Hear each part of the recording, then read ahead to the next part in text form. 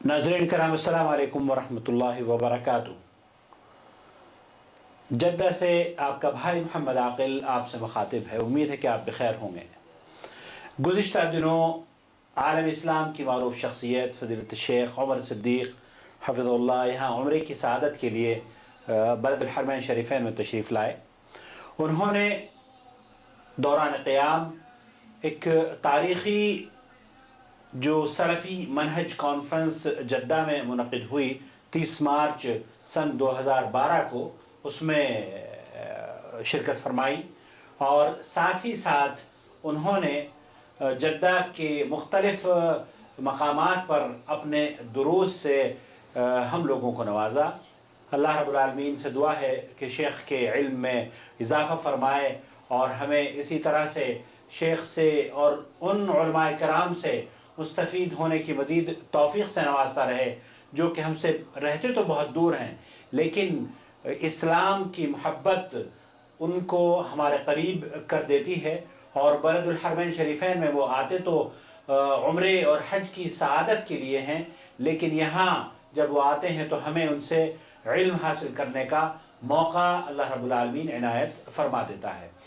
यहाँ मस्जिदुल नूर हयल बवादी जद्दा में फ़ज़ीलत शेख का एक बहुत ही शानदार खिताब हुआ जिसका उन्वान था अहले हदीस पर एतराज़ात के जवाब।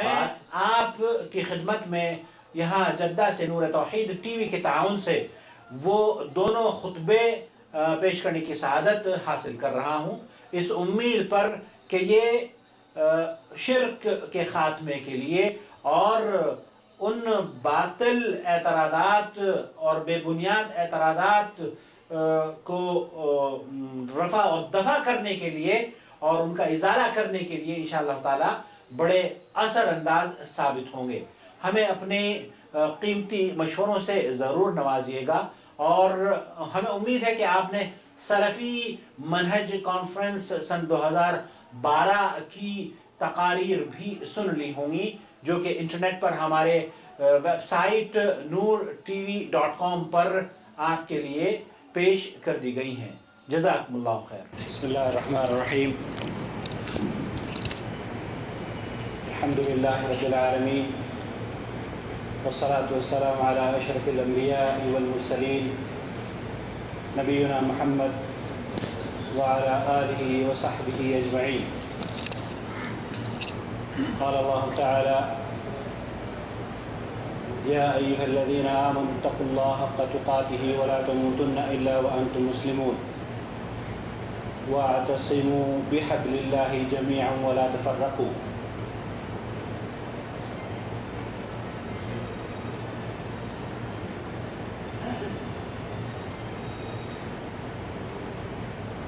हज़रात, ये बात हमारे लिए बड़ी सआदत की है कि अल्लाह रब्बुल आलमीन ने हमें इस हरमैन शरीफ़ैन के दरवाज़े में रहने की तौफ़ीक़ से नवाजा है और यही वजह है कि हम यहाँ बरसग़ीर के जय्यद उलमाए किराम, जिनको अगर हम सुनने के लिए उनके शहरों या उनके ममालिक का सफ़र तय करें तो ये हर शख्स के लिए मेरे ख़्याल से मुमकिन ना होगा। अलबत्ता ये अल्लाह रब्बुल आलमीन का एहसान है कि उसने हमें ऐसी जगह रहने की तौफ़ीक़ से नवाजा कि दुनिया भर के जय्यद उलमाए किराम उसके घर की ज़ियारत के लिए तशरीफ़ लाते हैं और हमें अल्लाह के फ़ज़ल करम से उनसे इल्म हासिल करने का, उनसे इस्तिफ़ादा करने का मौका मिल जाता है। हमारे दरमियान आज एक अज़ीमुश्शान शख्सियत मौजूद है जो इल्मी हल्क़े में किसी तारुफ़ के मोहताज नहीं, बर्र-ए-सग़ीर में अल्लाह के फ़ज़ल करम से अहले तक़लीद, जिन्होंने अहले हदीस और सलफ़ियों को एक उनके ख़िलाफ़ जंग छेड़ी हुई है, अल्लाह रब्बुल आलमीन इस मर्द मुजाहिद को حفاظت فرمائے، اس کی حفاظت فرمائے اور اس کی زبان میں اور علم میں اضافہ فرمائے، جس نے ان مقلدین کے نہ صرف اعتراضات کے جواب دیتے ہیں بلکہ ان کو بے زبان اور ان کی زبان کو بند بھی کر دیتے ہیں۔ میرا اشارہ آپ سمجھ گئے ہوں گے، آج کے خطیب جو ہمارے یہاں اس مسجد نور حی البوادی جدہ میں، جن سے ان کی نصیحتوں کو سننے کے لیے ہم یہاں پر جمع ہوئے ہیں، میں درخواست کرتا ہوں فضیلت الشیخ عمر صدیق حفظہ اللہ سے کہ تشریف لائیں اور اپنے خطاب سے ہمیں نوازیں۔ فلیتفضل فضیلت الشیخ۔ السلام علیکم ورحمۃ اللہ وبرکاتہ۔ الحمد للہ وحدہ والصلاة والسلام علی من لا نبی بعدہ وعلی آلہ واصحابہ والذین اتبعوہم بإحسان رضی اللہ عنہم ورضوا عنہ۔ اعوذ باللہ من الشیطان الرجیم قل جاء الحق وزهق الباطل ان الباطل کان زہوقا۔ اللہ تبارک و تعالی احکم الحاکمین رب العالمین کی حمد و ثنا کے بعد نبیوں کے امام پاک بازوں کے سردار نبی آخر الزمان جناب محمد رسول اللہ صلی اللہ علیہ وآلہ وسلم کی ذات اقدس پر انگنت لا تعداد بے شمار درود و سلام۔ قرآن مجید کا جو حصہ میں نے ابھی آپ کے سامنے تلاوت کیا ہے، اللہ تبارک و تعالیٰ نے اپنے نبی کو کہا کہ آپ کہہ دیجئے حق آ گیا اور باطل مٹ گیا، بے شک باطل مٹنے والا ہے۔ سامعین محترم، بر صغیر پاک و ہند میں دار الحدیث دہلی میاں نذیر حسین محدث دہلوی رحمۃ اللہ علیہ اور ان کے تلامذہ نے خدمت دین کے لیے ایسے مثالی روشن کام کیے جو آج بڑے جاندار اور شاندار الفاظ کے ساتھ دنیا میں ذکر کیے جاتے ہیں۔ ہمارا جرم کیا ہے کہ ہم نے انسانوں کا تعلق قبروں سے توڑ کر اللہ کے ساتھ جوڑا ہے، اور جو لوگوں نے اپنے مظلومہ مقتدا و پیشوا بنائے کہ جن کے حلال کو لوگ حلال سمجھتے اور حرام کو حرام سمجھتے، ہم نے ان کے ساتھ مذہبی نسبت کو توڑ کر ان کو اس بات کا فہم دیا نبی صلی اللہ علیہ وآلہ وسلم اللہ کے آخر کر لیے اور ہماری رشد و ہدایت کے لیے وہ معمور ہوئے، اور ان کے لائے ہوئے دین پر بلا شک عمل کرنا کسی کے اندر مومن اور مسلمان کی نہ جائے۔ اب ایک بڑا المیہ ہے کہ بر صغیر پاک و ہند میں قبر پرستی کرنے والے اپنے آپ کو اہل سنت کہتے ہیں، تقلید جامد کرنے والے اپنے آپ کو اہل سنت کہتے ہیں۔ قبر پرستی کرنے والا کبھی بھی اہل سنت نہیں ہو سکتا، اور یہ بات یاد رکھیے،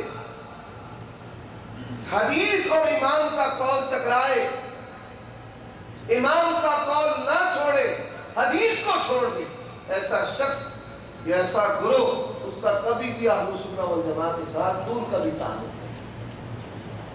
اب ان حالات میں ہمارے اسلاف نے سلف صالحین کا وہ وصف بطور پہچان کے متعارف کروایا کہ جب شخصیت پرستوں نے اور قبر پرستوں نے اپنے آپ کو اہل سنت کہلوایا تو انہوں نے ان کے مقابلہ میں لفظ اہل حدیث بطور اپنی پہچان کے لوگوں کے اندر متعارف کروایا۔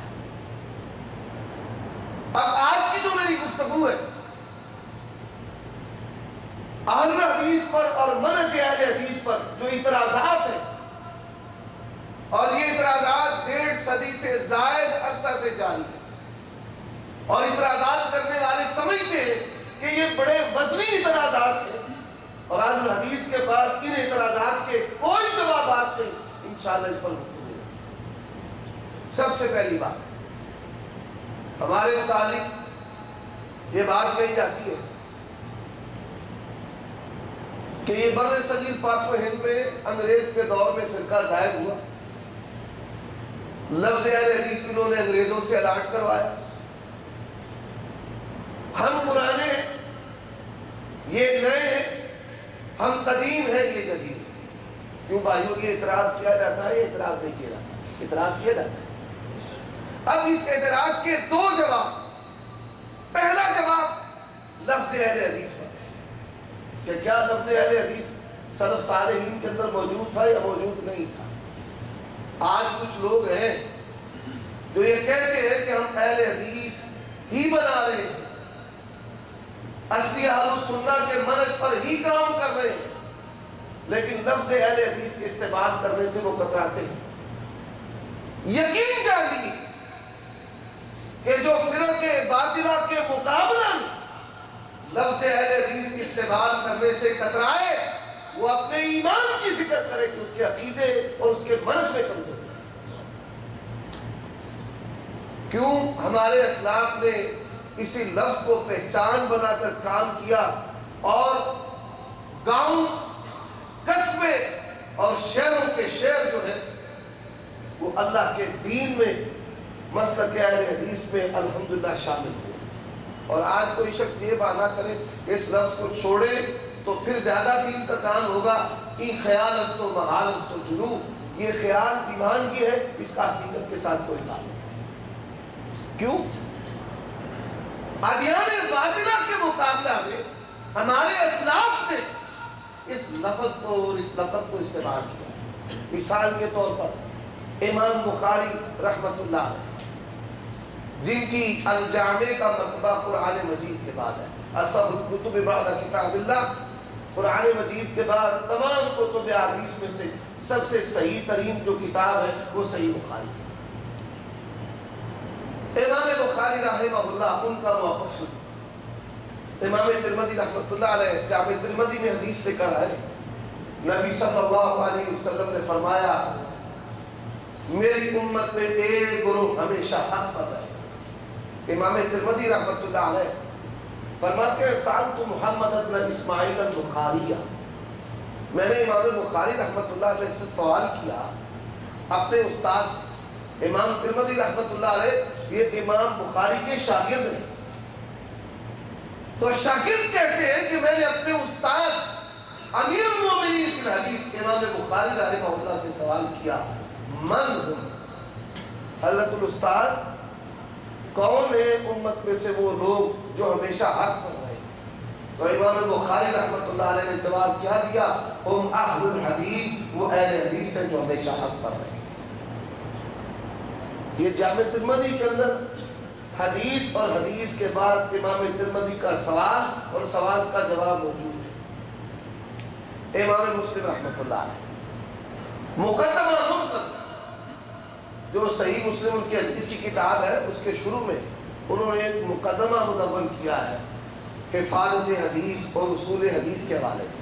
اس کے اندر وہ بار بار اہل الحدیث کا ذکر کرتے ہیں، امام ابو داؤد رحمۃ اللہ علیہ، امام ترمذی رحمۃ اللہ علیہ، بلکہ امام ترمذی نے 100 کے قریب دفعہ جامع ترمذی میں اہل الحدیث کا ذکر کیا۔ تو یہ کہنا کہ لفظ اہل حدیث اس کو چھوڑ دیا جائے، اگر اس کو چھوڑ دیں گے تو پھر ٹھیک ہے، سیاستہ کو بھی چھوڑ دیں، ان کے مؤلفین کو بھی چھوڑ دیں۔ اب یہاں پر یہ بات میں کہہ دینا چاہتا ہوں کہ ہاں کوئی شخص کہہ سکتا ہے ٹھیک ہے آپ حدیث حق پر ہے، لیکن آپ وہ اہل حدیث نہیں جو اس دور کے اہل حدیث ہیں. اعتراض بن سکتا ہے. جیسے ہم کہتے ہیں کہ قبر پرستی کرنے والا اہل سنت نہیں ہو سکتا, شخصیت پرستی کرنے والا اہل سنت نہیں ہو سکتا. اسی طرح لوگ کہتے بھی ہیں اور کوئی کہہ بھی سکتا کہ مان لیا کہ اہل حدیث فرقہ ناجیہ ہے, لیکن آپ وہ اہل حدیث نہیں, آپ اور اہل حدیث ہیں اور وہ اور اہل حدیث ہیں. اب اس اعتراض کا جواب دینا چاہتا ہوں. سنیے, پاکستان سے ایک شخص, ان کا نام انیس تھا, دمام خبر دمام کی طرف کام کرنے کے لیے آئے. اللہ تبارک و تعالی نے ان کے ایمان کو اپنے فضل و کرم کے ساتھ ٹھیک کر دیا, صحیح العقیدہ مسلمان بن گئے. اہل سنت کے ساتھ ان کی وابستگی جو صحیح اہل سنت. پاکستان گئے. اب جب پاکستان گئے والدہ کے گلے میں تعویذ تھا, کہا تعویذ اتار دو. شریعت میں اس کی اجازت نہیں ہے.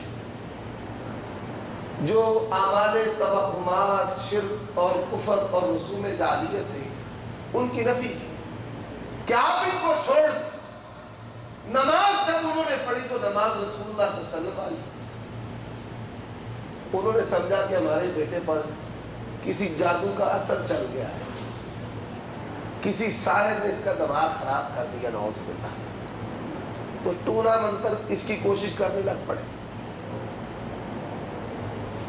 جب ان کی یہ کوشش نہ مراد تو انہوں نے کیا کیا, علماء کو بلوایا کہ ہمارے بیٹے کو سمجھائیں, ہم تو نسلوں سے اسی طریقے پر چلتے آ رہے ہیں. علماء کو بلوایا, علماء سے ان کی گفتگو ہوئی تو علماء جو ہے وہ اس کو مطمئن نہ کر سکے بلکہ لاجواب ہو کر چلے جاتے ہیں. بلاخر نتیجہ کیا نکلا کہ تم بھی مناظر لے آؤ, ہم بھی مناظر لے کے آتے ہیں, میدان میں بات ہوگی, پورا گاؤں سنے گا, یا آر یا پار, یا تم ہماری طرف یا ہم تمہاری طرف. اب جو بات طے ہوئی دونوں کے درمیان وہ بات یہی تھی کہ جس اعتراض کا میں آپ کو جواب سنا رہا ہوں کہ آپ انگریز کے دور میں ظاہر ہوئے, آپ نے ان سے لفظ اہل حدیث الاٹ کروایا ہے, ہم پرانے ہیں. اس نے دمام میں اپنے ساتھیوں کے ساتھ رابطہ کیا کہ میں یہاں پر آیا ہوں اور یہ حالات بن گئے, مجھے پاکستان میں کسی عالم دین کا, کسی مناظر کا نمبر دے جس سے میں رابطہ کر سکوں. بھائیوں نے میرا نمبر دے دیا, مجھ سے رابطہ کیا. میں نے ان کو کہا آپ تشریف لائے, اہلا وسہلا مرحبا. اب میں ان کی تشریف آوری کے بعد جو کچھ ہوا وہ آپ کو اسی سوال اور اعتراض کے ضمن میں سنانے جا رہا ہوں. میں نے کیا کیا, مختلف لائبریریوں سے کچھ کتابیں جمع کی. کتابیں جب جمع کر لی تو ان کو کہا جا کر آپ مناظرے کی تاریخ طے کریں. مناظرے کی تاریخ طے ہو گئی. جب مناظرے کی تاریخ طے ہوئی میں اپنے ساتھیوں کو لے کر وہاں پر چلا گیا. پورا گاؤں جو ہے وہ ایک میدان جمع تھا, لاؤڈ اسپیکر لگا ہوا, دونوں اطراف, ادھر بھی اسپیکر ادھر بھی اسپیکر. نمبردار جو ہے وہ اس کا عزیز رشتہ دار تھا. اس نے کہا خبردار, گاؤں کے افراد میں سے کوئی شخص نہیں بولے.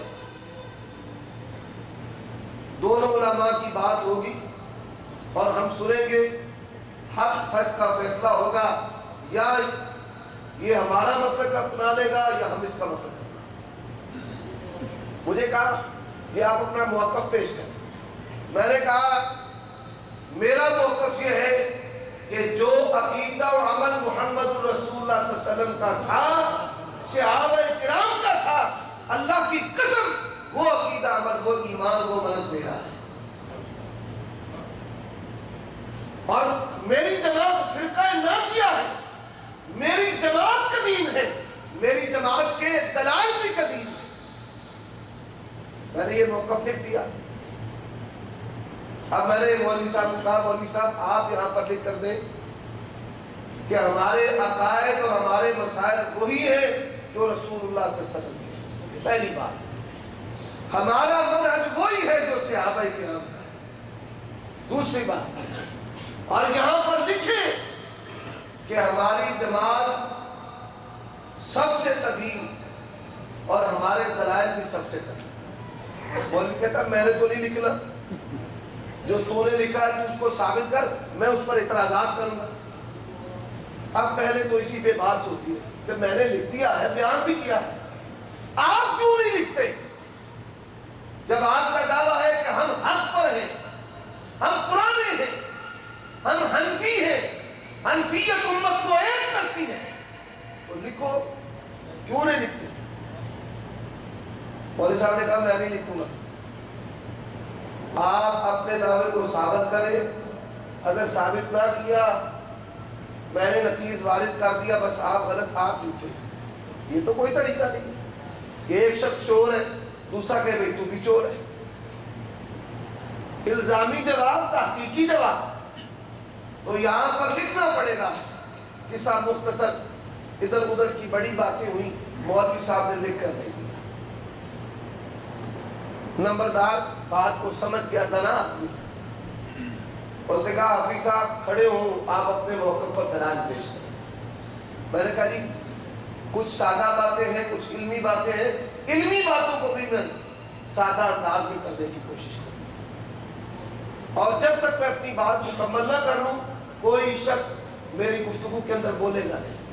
اس نے پابند کر دیا مولوی صاحب آپ ہی نہیں بولیں گے، کوئی اور شخص نہیں بولے گا. بولیے. میں نے کہا دیکھیے ان کے امام اعظم ابو حنیفہ رحمۃ اللہ علیہ، میرے امام اعظم محمد رسول اللہ صلی اللہ علیہ وسلم، میرے امام اعظم کی بات دین ہے، ان کے امام اعظم کی بات دین نہیں. میرے امام اعظم پر وحی آتی تھی، ان کے امام اعظم پر وحی نہیں آتی تھی. ان کا امام اعظم میرے امام کا کلمہ پڑھتا تھا، میرا امام ان کے امام کا کلمہ نہیں پڑھتا تھا. ان کا امام اعظم میرے امام کا امتی ہے، میرا امام اعظم ان کے امام کا امتی نہیں ہے. میرا امام اعظم جو ہے جو دین لے کر آیا، قرآن کے ہوتے ہوئے تورات زبور انجیل نہیں چل سکتی، حدیث رسول کے ہوتے ہوئے حدیث موسیٰ عیسیٰ نہیں چل سکتی، بخاری مسلم کے ہوتے ہوئے تالمود اور نیو ٹیسٹامنٹ نہیں چل سکتا.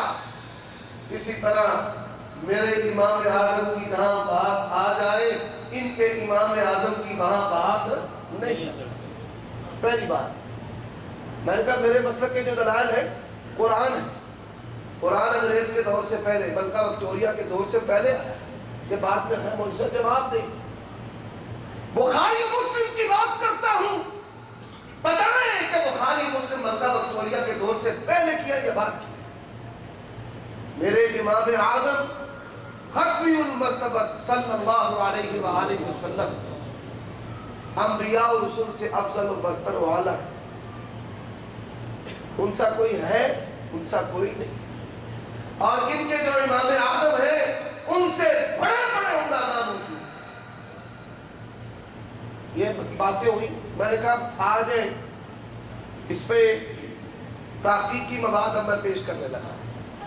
یہ بات یاد رکھیے، جماعت اہل حدیث کا یہ ترہ امتیاز ہے کہ ہمارا کوئی بھی عقیدہ و عمل ہے وہ نص سے ثابت ہے، اس پر اللہ کی کتاب قرآن سے آیات ہم پیش کریں گے، رسول اللہ صلی اللہ علیہ وسلم کے فرامین پیش کریں گے.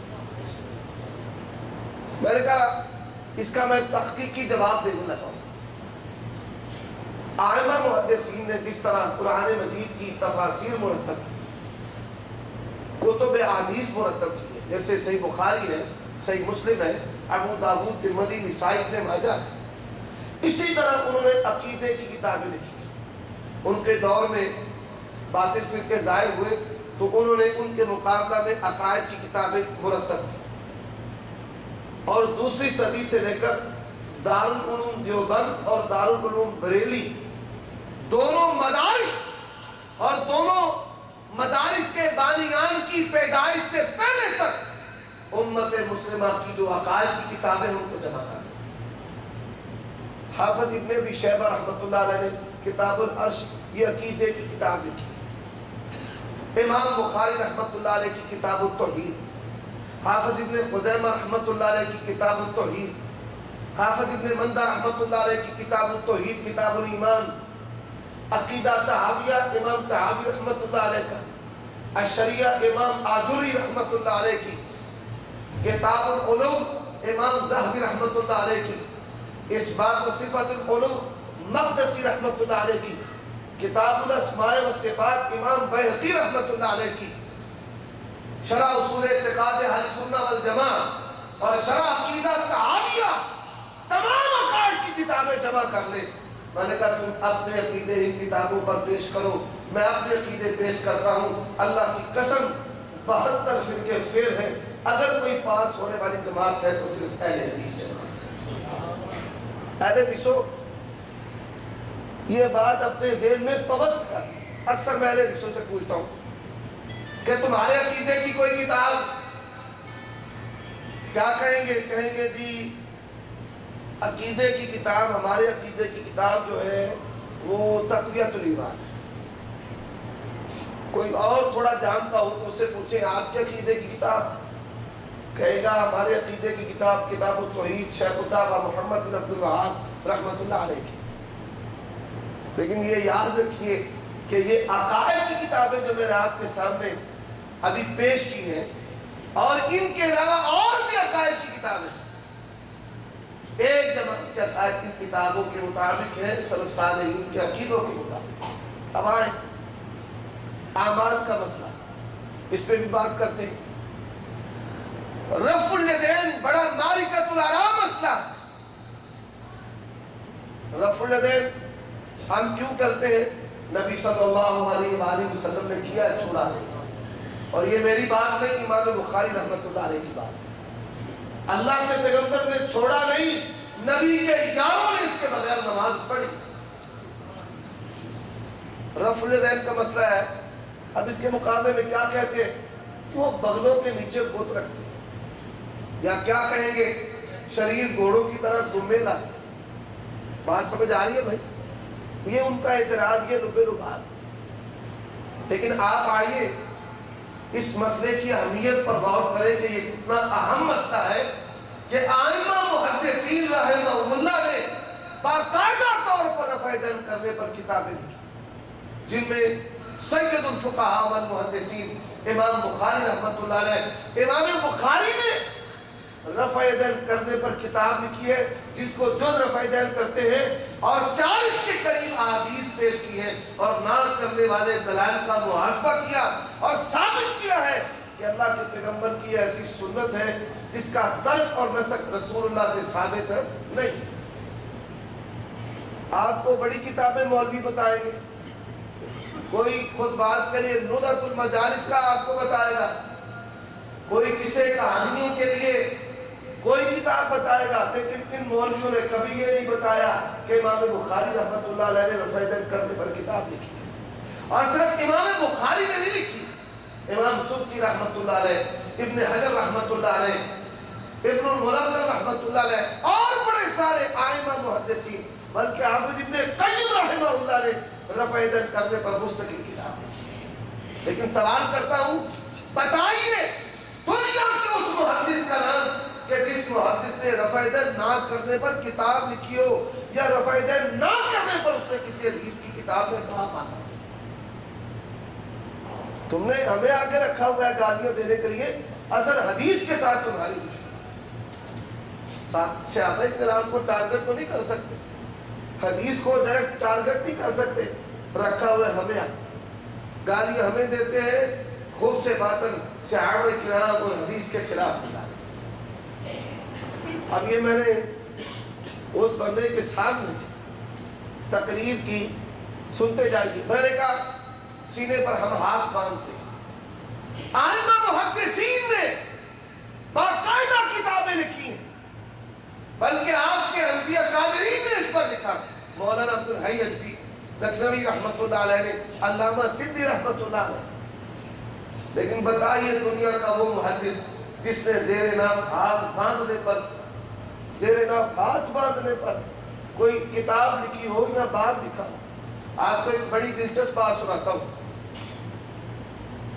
میں اپنے گھر میں سویا ہوا تھا، دین کی خدمت میں، مشقت کی صورت میں بسا اوقات دن میں بھی سونا پڑتا ہے۔ سویا ہوا تھا، صبح 8 بجے کا ٹائم ہوگا، ایک شخص آیا، اس نے دروازہ جو ہے وہ کھٹکھٹانا شروع کر دیا۔ ایک دفعہ کھٹکھٹایا، میں سویا رہا، سن کے پھر دوسری دفعہ کھٹکھٹایا، میں نے کہا تیسری دفعہ کھٹکھٹائے گا تو چلا جائے گا۔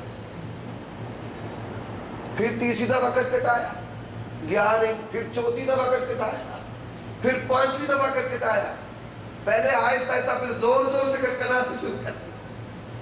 باہر نکلا، میں بڑے غصے کے ساتھ دیکھا تو سفید داڑھی والا آدمی، دیکھتے ہی غصہ ٹھنڈا ہو گیا، کیونکہ بوڑھے بالوں کی حیا اللہ بھی کرتا ہے۔ فرمائیے میرے لیے کیا حکم ہے؟ کہنے لگے بیٹا حافظ آباد کا رہنے والا ہوں، یہ گجرانوالہ سے 50 کلومیٹر کے فاصلے پر ایک شہر ہے،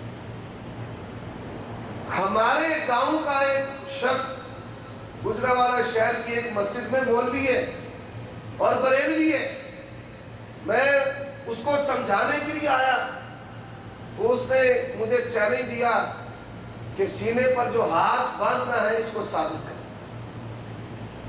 تو میں نے ابھی آپ کو وہاں پر لے کر جانا، میں نے کہا ٹھیک ہے چلتے۔ کتابیں 2-3 میں نے ساتھ لے لی، صحیح بخاری، مسند احمد، ابن حبان۔ کہنے لگا ادھر تو بڑی کتابوں کا ڈھیر لگا ہوا ہے۔ میں نے کہا پریشان نہ ہو آپ چلیے، اللہ نے ان مسائل پر ہماری تیاری کروا دی ہے، بغیر تیاری کے بھی پہ انشاءاللہ مباحثہ کر رہے ہیں، چلے۔ وہاں پہ چلے گئے، پگڑیاں باندھی ہوئی، داڑھیوں کو تیل شیر، چمکدار داڑھیاں، کیمرہ لگا ہوا، کتابوں کا ڈھیر، یہ ویڈیو موجود ہے اس کی، آپ انٹرنیٹ پر بھی دیکھ سکتے ہیں، کتابوں کے ڈھیر۔ جب میں جا کے بیٹھا تو کہنے لگا جی حافظ صاحب ماشاءاللہ آپ آ گئے ہیں تو سینے پر ہاتھ باندھنے پر دلیل پیش کریں۔ میں نے اسے کہا بھائی سینے پر ہاتھ آپ بھی باندھتے ہیں، دلیل آپ پیش کریں۔ کہتا ہے آپ کو غلطی لگی، ہم تو نہیں باندھتے، ہم تو نہیں باندھتے، ہم تو سینے پر نہیں باندھتے، یہ کدھر باندھتے ہیں؟ خطرناک جگہ۔ وہ جدیس انصاری ہمارے انڈیا کے عالم ہیں، ہم تو یہ بات کہہ رہے تھے نا پاکستان میں وہ پتہ نہیں طوفان جو ہے وہ برپا ہو۔ ان کا میں نے ایک بیان سنا، وہ کہتے ہیں میں نے ان سے پوچھا ہاتھ کیوں باندھتے ہو؟ کہتے ہیں شرارت یہاں سے اٹھتی۔ تو جواب الزامی جواب دیا، پھر اعلی شرارت ہی پکڑ لو تاکہ شرارت ہی نہ ہو جائے۔ میں نے شائستگی کے ساتھ ان کا یہ جملہ بیان کیا ہے، اور یہ جواب بہترین جواب۔ میں نے کہا آپ بھی سینے پر ہاتھ باندھتے، کہتے ہیں آپ تو غلطی لگ گئی ہے، ہم تو ناف کے نیچے باندھتے، آپ کیسے مناظر ہیں، آپ کو پتہ ہی نہیں۔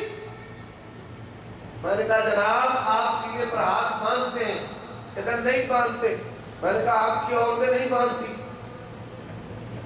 مرد جو ہے وہ ناف کے نیچے باندھتے ہو اور عورتیں ہاتھ کہاں باندھتی ہیں؟ میں نے کہا آپ کی عورتیں سینے پر ہاتھ باندھتی ہیں، سینے پر ہاتھ باندھنے کی دلیل میں نے پیش نہیں کرنی، تم نے پیش کرنی۔ بات سمجھ آئی ہے بھائی؟ آپ کو یہاں پر ایک اور بات سنا دیتا ہوں۔ شیعہ کے ساتھ اکثر لوگوں کا بحث مباحثہ ہوتا ہے نماز میں ہاتھ چھوڑنے ہیں یا ہاتھ باندھنے، حالانکہ ان کے عقائد کفریہ ہیں، عقائد پر بات کریں، لیکن بسا اوقات وہ پھنسا لیتے۔ مسجد نبی میں مجھے ایک شیعہ مل گیا عراق کا، میں نے کہا ہاتھ کیوں چھوڑتے ہو؟ کہتا ہے فطرت ہے، ساتھ کی آیت پڑھتی فطرت اللہ التی فطر الناس علیہا، فطرت ہے؟ کہتا ہے ہاں ہاں، جب بچہ پیدا ہوتا ہے اس کے ہاتھ کھلے ہوتے ہیں، بندے نہیں ہوتے۔ اتنی مجھے کا خیز دلیل ہے۔ میں نے اسے کہا اگر یہ تیرا معیار ہے تو سلوار اتار کر نماز پڑھا کر، کپڑے اتار کر پڑھا کر، کیونکہ جب بچہ پیدا ہوتا ہے کپڑوں کے ساتھ پیدا نہیں ہوتا، بغیر کپڑوں کے پیدا ہوتا ہے۔ لیکن آپ یہ سن کر حیران ہوں گے کہ شیعہ کی عورتیں ہاتھ باندھتی ہیں، مرد ہاتھ کھولتے ہیں۔ آپ ان سے کہیں اپنی عورتوں کے ہاتھ باندھنے کی دلیل پیش کرنا تمہارا کام، اور مردوں کا ذکر وہاں سے نکال کر دکھانا ہمارا کام۔ میں نے بھی اسے کہا کہ حنفیوں، تمہاری عورتیں ہماری بھی ماں بہنیں، شادیاں بھی ہوئی ہیں، وہ سینے پر ہاتھ باندھتی ہیں، دلیل پیش کرنا تمہارا کام ہے، اور دلیل حدیث میں سے مردوں کا ذکر نکال کر دکھانا ہمارا کام۔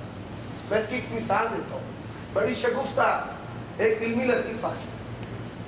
ایک شخص، اس نے بے وقت نماز پڑھی، نماز عصر جماعت ہو چکی، کھڑا ہوا، ایسے ہی کرتے نا ہاتھ، ہم تو یوں کرتے ہیں، ایسے ہاتھ کیے، کہتا ہے 4 رکعت نماز عصر کے بغیر امام کے، امام نہیں کر، بغیر امام کی، منہ میرا قبلہ کی طرف۔ ابھی اتنے الفاظ ادا ہوئے تھے، ہمارے ماشاءاللہ عاقب بھائی ہیں، ان کی طرح ایک مجاہد بندہ وہاں پہ بیٹھا تھا، وہ کھڑا ہوا، اس نے کہا 4 رکعت نماز عصر کے بغیر امام کے، دائیں طرف آدمی ہے، پیچھے ٹوٹیاں لگی ہوئی ہیں، اوپر پنکھا لٹکا ہوا ہے، آگے گھڑی لگی ہوئی ہے، اس کو تو اپنی بھول گئی۔ کہنے لگا او بھائی جان، آپ کی یہ نیت کہاں پر ہے؟ اس نے کہا جس صفحے پر تیری لکھی ہے اس کے آگے میری لکھی ہے، اس کے آگے۔ میں ایک دفعہ جنازہ پڑھانے لگا، تو بس اوقات جنازے میں کوئی شگفتگی بھی ہو جاتی ہے، کوئی ایسی بات، میں تو اکثر ساتھیوں کو کہتا ہوں جاتے ہو تو بآواز بلند کہا کرو بڑی مہربانی ذرا آہستہ سے پڑھانا جنازہ، فاتحہ بھی پڑھنا۔ میں پڑھانے لگا، ان کے کسی بندے نے ٹچ کر طنز نشر لگانے کی کوشش کی، مولوی صاحب ہمیں نیت تو بتا دو، بغیر نیت کے نماز جنازہ پڑھانے لگے ہو۔ اب نیت کا مسئلہ بھی عجیب مسئلہ ہے۔ میں نے کہا جناب آپ یہ بتائیں کہ آپ نماز جنازہ پڑھنے کے لیے یہاں تشریف لائے ہیں یا جنازہ گاہ میں آلو لینے کے لیے تشریف لائے ہیں؟ کیا ہے؟ جب گھر سے چلے کوئی نیت تھی کہ میں نماز جنازہ پڑھنے جا رہا ہوں، انما الاعمال بالنیات، نیت اسے کیا مراد؟ دل کے ارادوں کو کہتے ہیں کہ اعمال کا دار و مدار دل کی نیتوں، دل کے ارادوں سے۔ نیت کا معنی دل کا ارادہ، ارادۃ القلب، یہ نیت کا معنی۔ تو اللہ نے ہمارے بھائیوں کو ہدایت نصیب فرمائے۔ اب آ جائیے سینے پر ہاتھ باندھنے کا یہ مسئلہ بڑا معرکۃ العلام مسئلہ۔ تیسرا مسئلہ اونچی آمین کہنے کا۔ اونچی آمین کہنے پر امام بخاری، امام نسائی، امام ابن ماجہ، امام ابن حبان، امام دارمی، امام بیہقی، کئی دیگر ائمہ محدثین نے باب قائم کیا ہے۔ بلکہ امام احمد رحمہ اللہ سے سوال کیا، آمین اونچی کہی جائے گی، امام کہے گا، مقتدی کہے گا؟ امام احمد نے قسم اٹھائی، ای واللہ، اللہ کی قسم، امام بھی کہے گا، مقتدی بھی کہے گا۔ آپ یہ سوال کریں کہ آمین بالجار سے تمہاری دشمنی ہے، لیکن بتاؤ کس امام محدث نے آہستہ آمین کا باب قائم کیا؟ بتاؤ۔ فاتحہ پڑھنے کا مسئلہ، امام کے پیچھے فاتحہ پڑھنی ہے، کہتے ہیں فاتحہ نہیں پڑھنی، جو پڑھے اس کے منہ میں آگ، نعوذ باللہ، اس کے منہ میں فلاں فلاں، ایسی باتیں کرتے ہیں۔ لیکن آپ یہ سن کر حیران ہوں گے کہ ائمہ محدثین نے امام کے پیچھے فاتحہ پڑھنے پر مستقل کتابیں لکھی، جن میں امام بخاری کی کتاب جز القراءۃ اور امام بیہقی رحمۃ اللہ علیہ کی کتاب کتاب القراءۃ، اور پھر ابواب قائم کیے امام بخاری رحمۃ اللہ علیہ نے اور دیگر ائمہ رحمہ اللہ تبارک و تعالی نے امام کے پیچھے فاتحہ پڑھنے پر ابواب قائم۔ لیکن بتائیں اس محدث کا نام کہ جس نے امام کے پیچھے فاتحہ نہ پڑھنے پر کتاب لکھی ہو یا پڑھا ہے. مسلک اہل حدیث عقیدہ و عمل میں جو پورا ایمان ہے وہ سلف کے ناز پر ہے. میں نے کہا میرا عقیدہ بھی ان کتابوں کے مطابق اور میری نماز میرا عمل بھی ان کتابوں کے مطابق. بتا کون نیا اور کون پرانا. مولوی صاحب کھڑے ہوتے کہتے ہیں یہ بہت خبیث ہے, یہ دجال ہے, یہ یوں ہے, ایسے ہے, ویسے ہے, گالیاں دینا شروع کر دی. وہاں پر بدلاؤ لڑائی ہو. جو گاؤں کا نمبر تھار تھا اللہ اس کو جزائے خیر دے, کھڑا ہو گیا, کہتا ہے مجھے بات ساری سمجھ میں آ گئی. میں نے اپنے بھائیوں سے کہا تھا کہ مضبوط سے مضبوط عالم لے کر آنا تاکہ کوئی کسر باقی نہ رہے, لیکن مجھے سمجھ آ گئی ہے کہ اہل حدیث جماعت حق پر ہے اور یہ وہی جماعت ہے جو رسول اللہ علیہ وسلم. میں اہل حدیث ہونے کا اعلان کرتا اور الحمدللہ آج اس اکیلے اہل حدیث کی وجہ سے اور اس کی محنت سے گاؤں کے اندر اہل حدیثوں کی بہت بڑی مسجد بنی.